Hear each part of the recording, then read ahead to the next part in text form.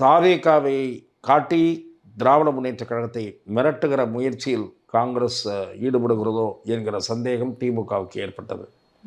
திரு கிரீஷ் சோடங்கர் அவர்கள் 2 முறை விஜய்க்கு ஆதரவாக பேட்டியளித்ததை திமுக தலைமை துளியும் ரசிக்கவில்லை. ஆகவே ஒரு கட்டத்தில் கிரீஷ் சோடங்கர் பேச்சுவார்த்தைக்கு வரக்கூடாது என்று திமுக தலைமை தெரிவித்தது.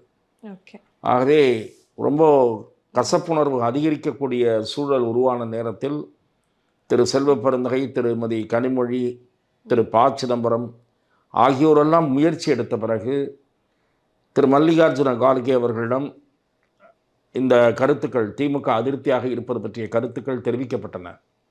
இதற்கிடையே காங்கிரஸ் கட்சியைச் சேர்ந்த திரு கே.சி. வேணுகோபால் தமிழகத்தைச் சேர்ந்த காங்கிரஸ் முக்கிய நிர்வாகிகளிடம் தொலைபேசி வாயிலாக கருத்துக்களை கேட்டார். என்ன செய்யலாம், இந்த கூட்டணி விஷயத்தில் அதிக சீட்டு தரமாட்டார்கள், நாம் கேட்குற சீட்டு தரமாட்டாங்க.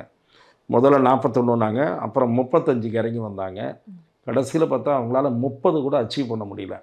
ஆகவே காங்கிரஸுக்கு ஏற்பட்டது இரக்கம்தான். ஆகவே அவர்களுடைய நிலைமை பரிதாபகமாக தான் முடிந்தது. வெறும் 3 சீட்டுக்காக இவ்வளோ மல்லாடி இருக்க வேண்டியது அவசியமே இல்லை.